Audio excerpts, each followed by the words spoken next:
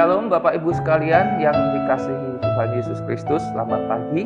Apa kabar? Saya harap Bapak Ibu semua dalam kondisi sehat dan tidak kurang satu apapun, senantiasa dalam perlindungan Tuhan.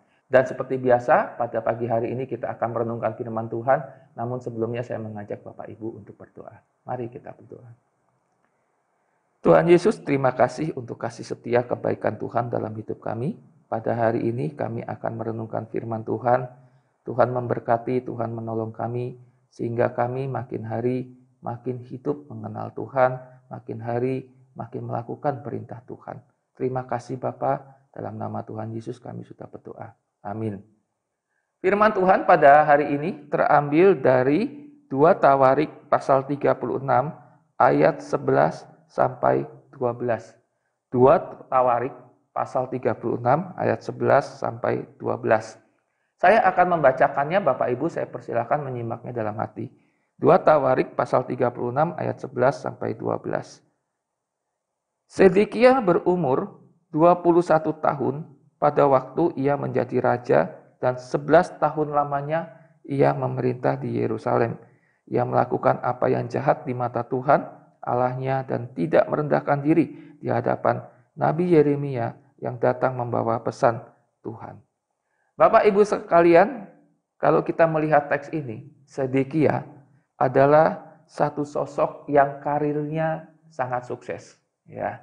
Di mana di usia 21 tahun dia sudah jadi raja dan memimpin Yehuda selama 11 tahun lamanya.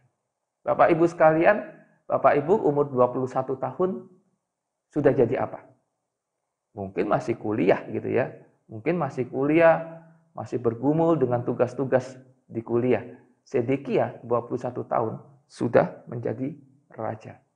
Dan dia memerintah di Yerusalem, di Yehuda selama 11 tahun lamanya.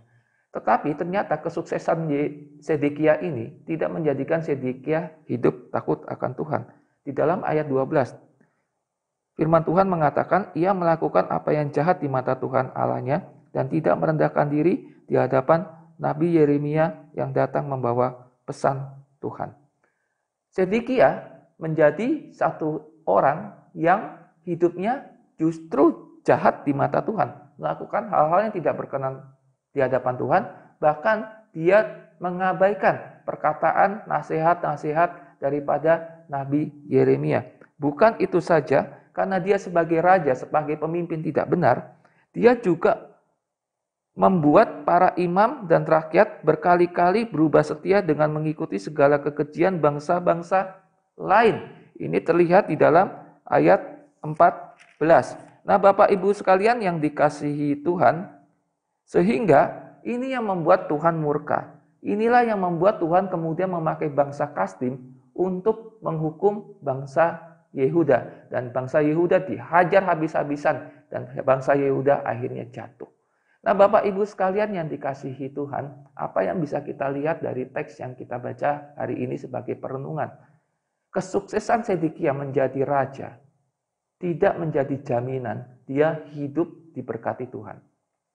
Ketika bangsa Yehuda dihukum Tuhan, karena kepemimpinan daripada Sedekia itu bukan karena Sedekia itu bodoh, bukan karena Sedekia itu tidak pintar, tapi karena Sedekia hidup tidak berkenan di hadapan Tuhan dan membawa seluruh rakyatnya hidup juga tidak berkenan di hadapan Tuhan.